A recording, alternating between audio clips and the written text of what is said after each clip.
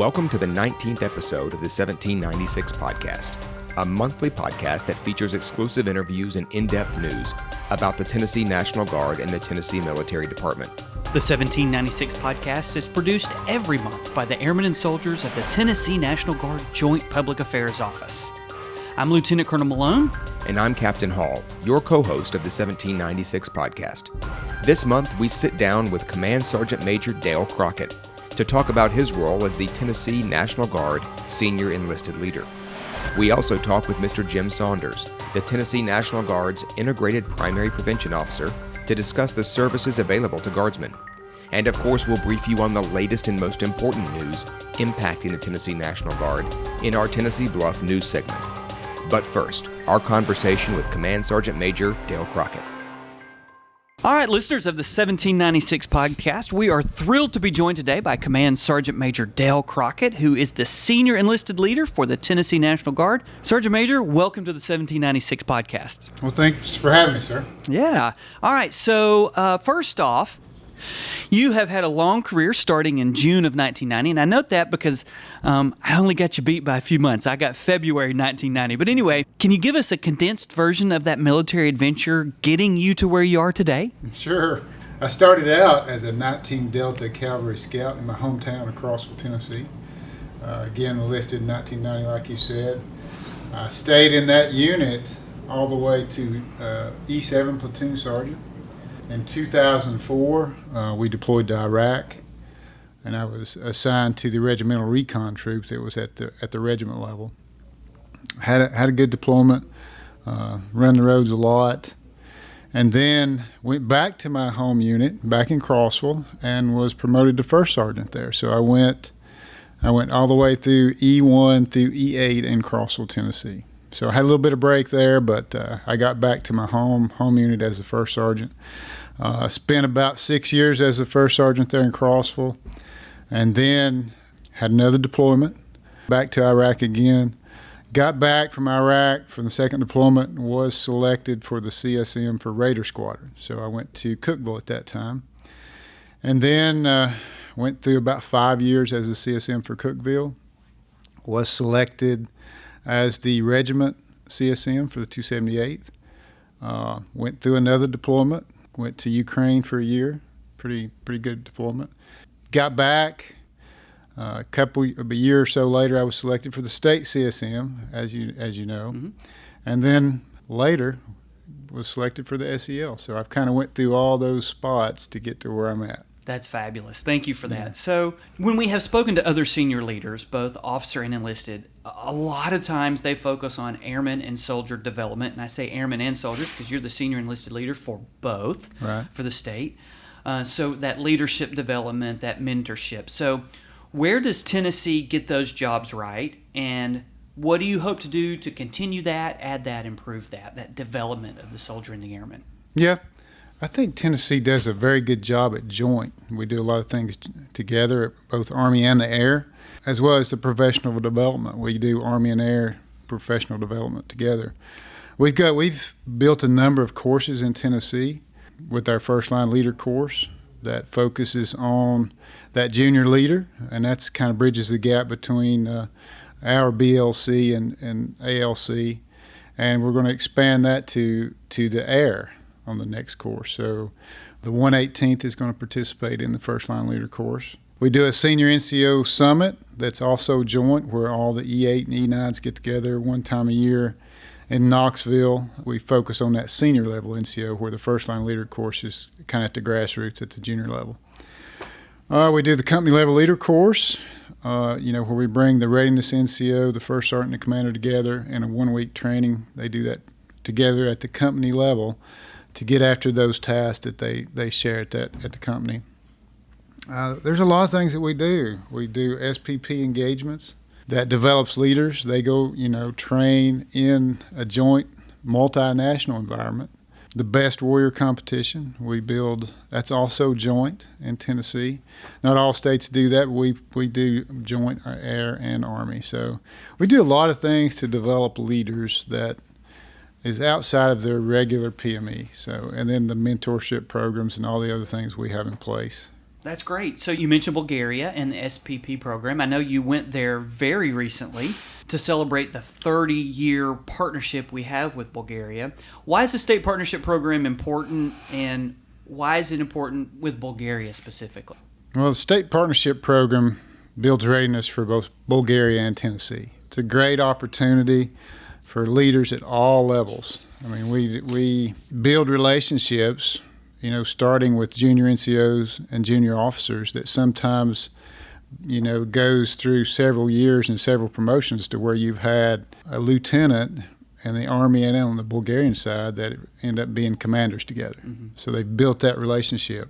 Having that state partnership, for us especially in Bulgaria, in the Black Sea area, there's a lot of things going on over there right now. With our relationships that we've built allows us to sometimes foster relationship for other forces that may be going in there as well. So sometimes they leverage our relationships to build their own. Yeah. So it's good for the whole Department of Defense, you might say. And it's a cheaply done and underfunded, but everybody says this is a great program, and I agree. Yeah, a lot of bang for your buck. Exactly. Obviously, yes. And I thought it was interesting getting ready for the 30-year celebration. I happened to look up, I went there recently as well. The geography is very similar. The population size of Tennessee and Bulgaria is almost identical. The square mileage is almost identical from one to the other. I thought that was really, I thought, oh, that's probably why they did that. It's a great opportunity for our soldiers and airmen, because they get to go to Europe, which ordinarily they might not be able to get to do that, get to go see some things. And we try to plan in, a cultural day. We go over there, do some training, but we'd also like for them to have an experience over there and see the culture and understand the culture. Indeed. So you mentioned the Best Warrior competition also. I know you just got back from Alaska for the National Army Guard Best Warrior competition. How did our guy do? And Tennessee always seems to do well at the regional and national level. Why is that, and why is Best Warrior in competitions like it important? Okay. In Tennessee, we got a pretty good Best Warrior program. We do. We hosted the Nationals last year. We've had, for the last 3 years, we've had competitors at the national level. In 2000, I think it was 20, we had a national winner, Sergeant Lukens. He won the soldier category. Last year, we won Region 3, so we had two. We had the soldier and NCO in the national level, and we hosted it. And this year we had specialist Jackson Jacobs from the 278th who went and competed.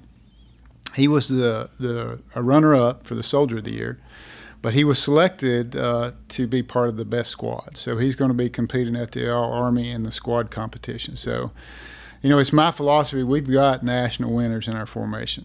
We try to build a competition to find them. So that's where we focus our competition on first getting them to participate, because they're already there. Yeah, to compete. They're there. Yeah, they're out there. Get them to compete, and we've got the next national winner in our formation. I know it. Next year we'll get them. That's awesome. All right, you are also the top advisor to Tennessee's Adjutant General General Ross on enlisted affairs, airmen and soldier. What are some of your or General Ross's initiatives and objectives for the service members? Well, his number one priority and our number one priority is people. Yep. So we've got to grow our strength for sure. On the Army side, especially the air, not so much. But we don't want to lose any ground over there either. Right. Number one priority is strength. We got to look at it holistically. We're looking at a lot of things to try to get after that. Do we have the right formations in the right place across the state? Do we have the right types of formations for the future to grow that? It's just a long, methodical process. So that's the number one priority. But we got, priorities for the SPP. We would like to expand that to civilian government engagements. That's one of the TAG's priorities. Where we can foster engagements, for example, Department of Education with a college in Bulgaria. That could be the same benefits that we get for our soldiers. We could do that the same thing in the Department of Education, do student exchange, things of that nature. Department of Agriculture. I mean, there's partnerships for both countries that we could help be the conduit for that. We can't necessarily do it, but we can be the conduit for it during our bilateral military engagements, because they ask for lots of things. And it's beneficial for both of us. That's great. All right. We have a tradition on the podcast. We ask those people that come in that are a little more seasoned, what's your best piece of leadership advice to the soldiers and airmen that are listening? Okay, that's a good question. I've always tried to focus on the job I'm in and not really be so worried about the next one. So do an outstanding in the job that you currently have. Take care of the soldiers that are in your formation, soldiers and airmen. That's how you be measured, on how successful they are, not on what you are doing, but what is the unit accomplishing. So focus on your job, and you'll be recognized for that next promotion. That's what I always tell people. Don't worry about the job, the future. Worry about what you're doing right now. That's awesome advice. Thank you so much. And hopefully you will do a great job focusing on this new job you're in right now as a Senior Enlisted Leader. I hope so. I never really thought I'd be where I'm at today. So when I got to E7, I thought this is a great job to retire at. So I'm going to focus on this job. Yeah. And I've been retiring ever since. Well, congratulations. Well, thanks for having me again. We appreciate your time.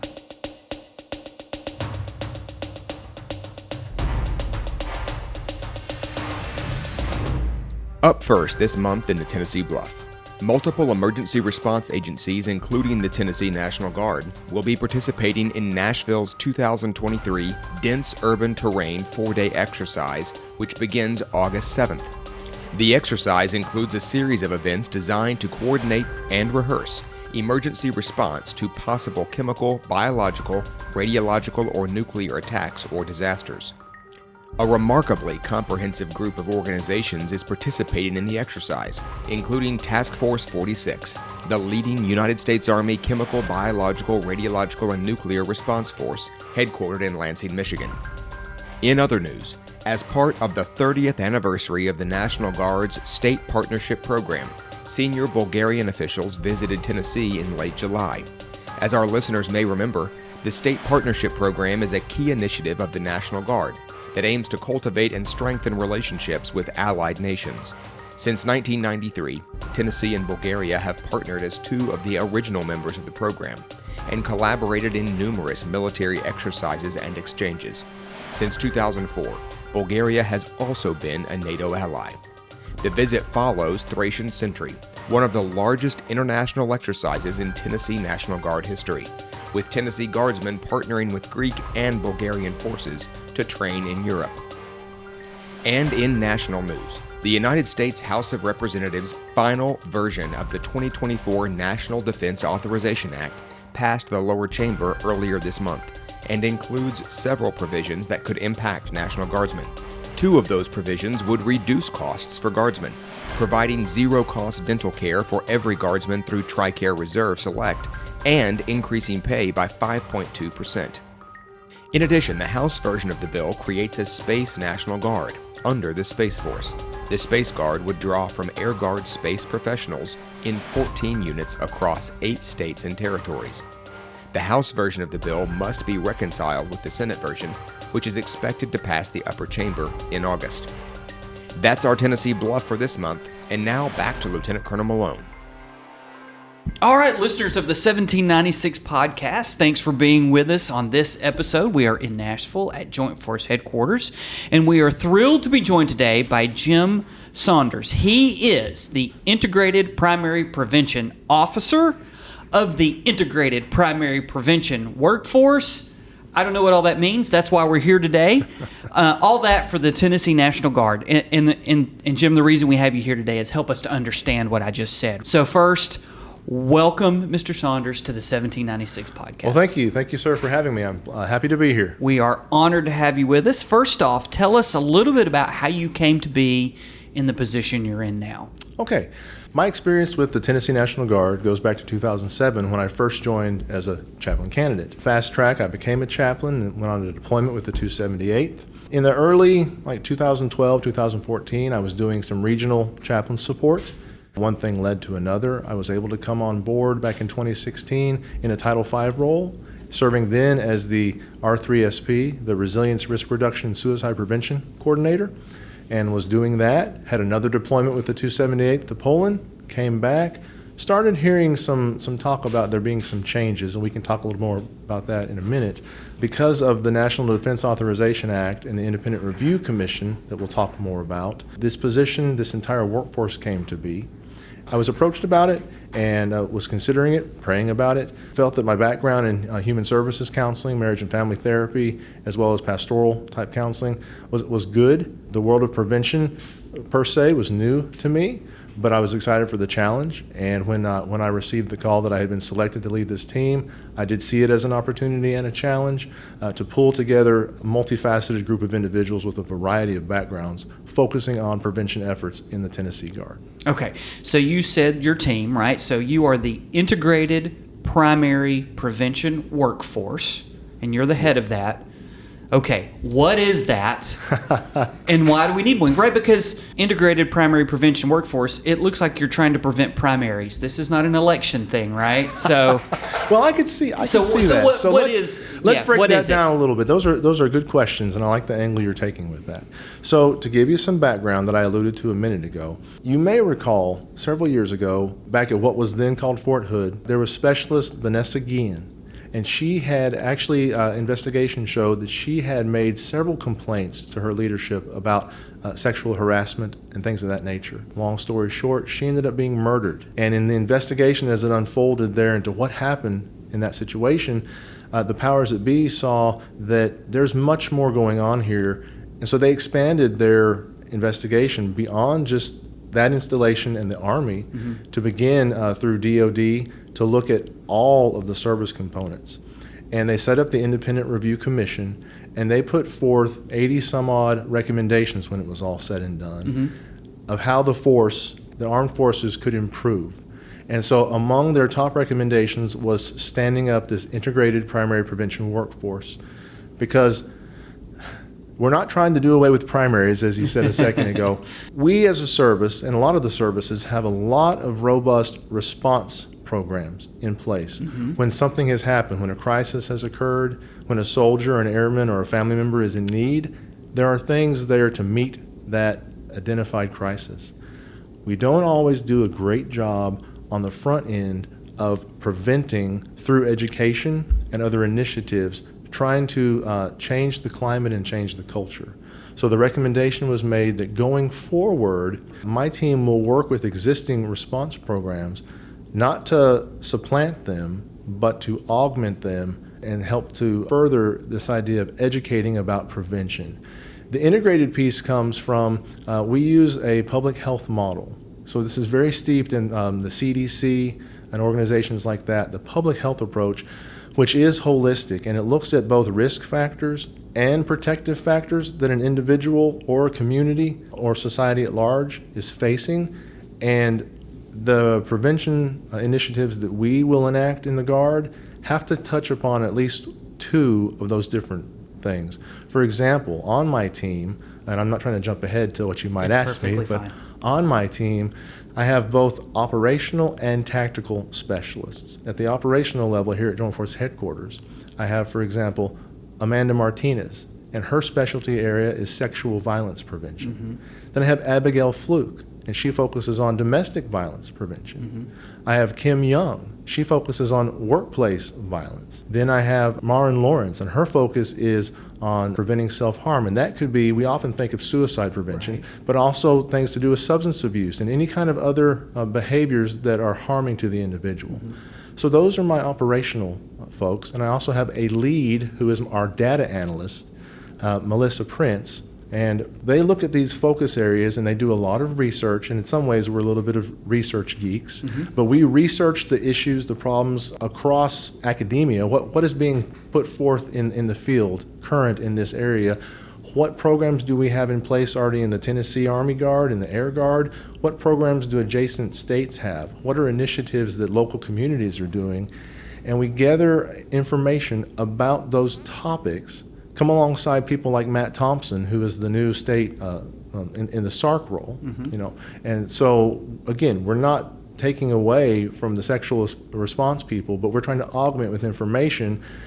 And how we do that, coming back to data collection, is things like on the Army side, we have the unit risk inventories that units will do to kind of get an assessment of where are the soldiers, the individual soldiers, with their substance use, with their sleep patterns, with their eating patterns, with their mental health. Those are things not to play gotcha with a soldier or with a unit, but just data points where we can look at some trends of what are we seeing that is putting this individual or this particular unit perhaps at risk. What are we also seeing that is something that's going on good? How can we educate and encourage them to do more of that, those protective factors? Going more global, we have the DOCS, which is something that Army and Air and other services use as well, because that is DoD driven. The climate survey. The climate survey is it's often called climate survey.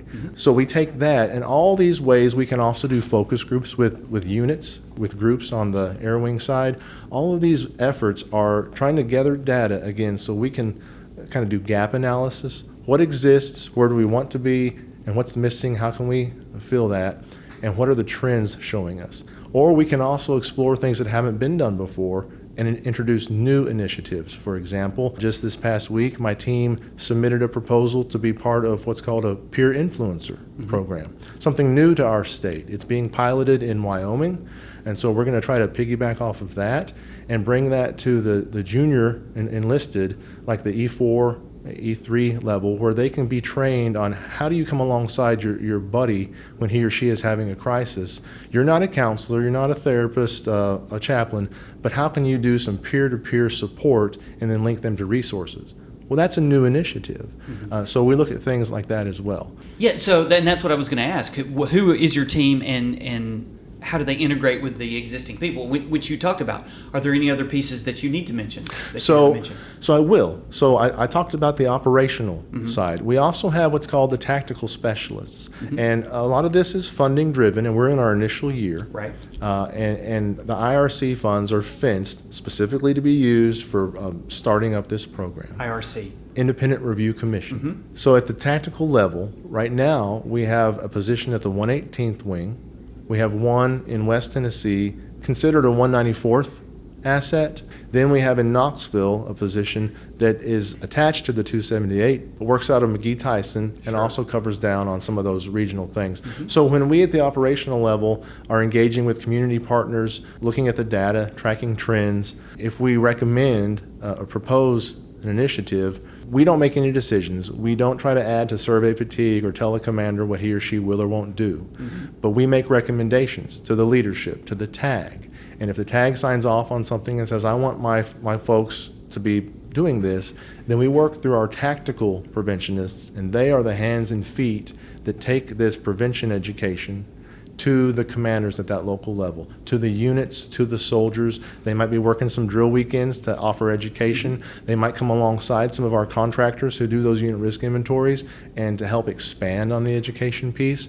They're going to do a lot of community networking, because that's one thing I hadn't mentioned yet. One of the pushes of this entire program is to look at the larger ecological system. The individual soldier and airman, they have some issues that they might struggle with, but more than likely they're also part of a family. So their their nuclear family, what's going on there with their spouse or their children. Then you look at their unit. Then you look at the community that they live in. Then you look at the larger, and it just grows from there. So again, integrating all the different resources that exist for one purpose, because sometimes, as you know, you've probably seen, there's a lot of redundancy at times. We're trying to help eliminate the redundancy and streamline things, all with the effort of advancing a prevention mindset for the future. So you mentioned integrated. You've mentioned in West, the 194th Engineering Brigade and the 164th Airlift Wing. In the East, you mentioned the 134th and the 278th, right? So is there going to be something different from the Army side to the air side? Are they... So this is considered a joint Will the soldiers and airmen see something different if they're different? This is considered a joint program. So one of, in this initial year, as we're doing some gap analysis and looking at the data, just on the surface, one of the things we're noticing as a team is that sometimes the two organizations do function a little differently as far as how they carry out their mission. And with those wings operating somewhat more autonomous, but as far as what we bring to the table, it should mirror Both Army and Air should be receiving the same information because this is truly a joint program. That's why they took all of the assets that make up the IPPW and they moved us up into the HRO/J1 so we can truly be representative of a joint effort. So it really comes down to building relationships and making sure that myself, my team, and those tactical specialists are building those healthy relationships with the commanders who have boots on ground, whether Army or Air. What are your needs, ma'am? What are your needs, sir? Hey, guess what? The needs you're expressing over here at the 118th Wing, we've also heard some of the same needs mentioned over at Elizabethton in East Tennessee from those soldiers over there. So trying to bring everybody on the same page, same sheet of music, you might say, so that Army and Air begins to kind of fade away and we just look at the service in general. And these are Tennessee service persons and their dependents who need our support, and we're here to do it across the board. We don't see the distinction between the Army and the Air on the prevention side. All right, so if a service member, let's say they're already dealing with an issue, and maybe they're working with somebody, maybe they're not, but it's in one of your focus areas. Your team, I'm assuming, is going to do everything they can to help. How do they do that? How do airmen and soldiers get in touch with your team if they need a service?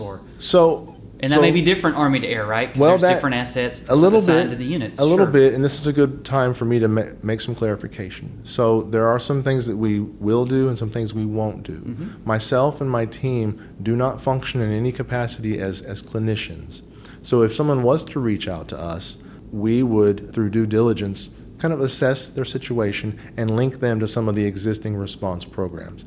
But I don't want to, because in this capacity I'm Title V, I'm not functioning as a chaplain, and I cannot blur those lines myself. So we would be serving as a conduit, a resourcer to those existing programs on the Army and the Air side.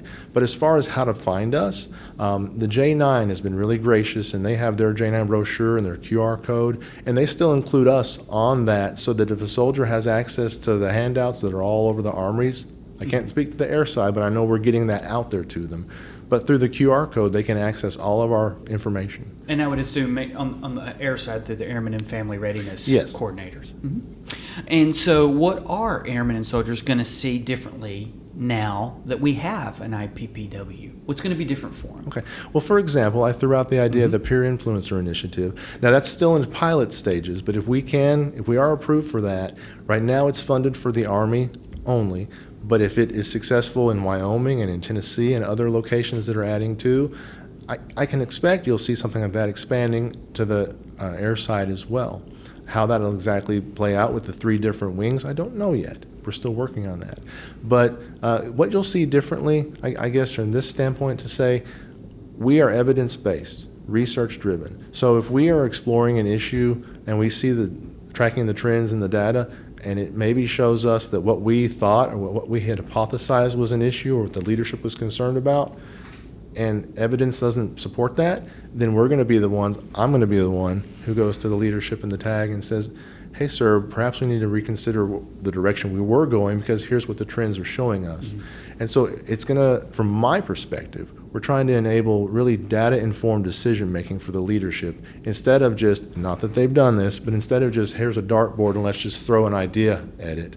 We can have some real evidence-based, here's what the trends are truly showing us. Our focus right now is like an interview like this and us really just working on our messaging campaign. Because again, change takes time. Introducing this new thing, who are we, what are we here for? So I suspect the next 6 to 8 months, possibly the next fiscal year, we're going to have a lot of time just having conversations and just building that rapport and that trust with the Army and the Air side to know who we are and what we're about. But again, not in any way trying to minimize those existing programs, but to support them and just augment them. We just recently found out that we are going to be working with the EO to help with the rollout of this new, the DEOCS I mentioned. So just different things of that nature. And it's such a new program, I wouldn't be surprised if it continues to morph itself because the National Guard is treated as its own service. So we're not competing with the active Army or the active Air or anyone else, but all these entities are trying to figure out exactly what that looks like in their world. And I would think, let me play a hypothetical here for a second. So I'm a commander and I've got this great idea that I think I may have a problem. I could bring that to you and your team and you could research it, say, yes, it is a problem, no, it isn't, and maybe here's a way to address it. Yes. So it could be down to the individual unit level. Yes, a commander could come to us and say, hey, on this drill weekend coming up, I'd like you to come and do some focus groups. I'm going to put some time in the training schedule for you to do some focus group conversations with my soldiers. And let's hear what they're saying, because I think it's a problem. Do they think it's a problem? And if we, through focus groups and surveys and research, identify it, then yes, we could sit down with that commander and their leadership and say, we've identified a particular program that may already exist, and we're going to look at working with the developer to adapt it to our specific needs. Or in some cases, we might in-house produce our own educational curriculum, working again with people like Matt Thompson, Stephanie Weeks, Jennifer Allen and the J9, and all the other people, because we are trying to be a force multiplier with all the existing response cells. All right, so Mr. Saunders, what have I missed? What is there anything else that you need to tell us that I didn't know to ask that our listeners need to know about the integrated primary prevention workforce? Just for education purposes on who we are and what we do, I alluded to it earlier. One of the things is that, and our leadership so far supports this, not just working with community agencies that offer social services, but Tennessee is blessed with a lot of universities across, from Memphis all the way to Knoxville and up and down. We have the charge and the opportunity to partner with some of these major universities, because not to be too academic, but if you ever do research, you have to have like institutional review board. It has to be approved, authorized, show that it's ethical and you're not breaching any kind of ethics.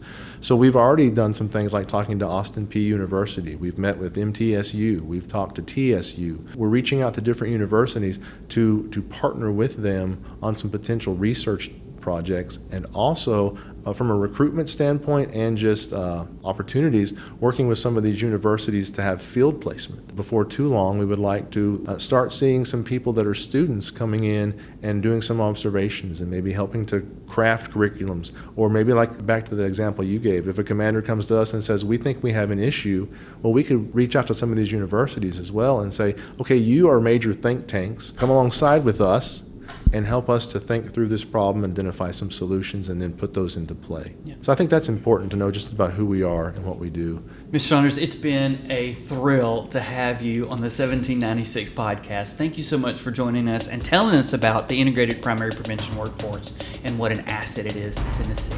Thank you for having me. I appreciate the time. Thank you. Thanks for listening to the 1796 podcast. If you like what you heard, please consider subscribing, sharing this episode with friends, and giving us a 5-star review. The 1796 podcast is produced by the Airmen and Soldiers of the Tennessee National Guard Joint Public Affairs Office. For more information, please visit www.tn.gov/military.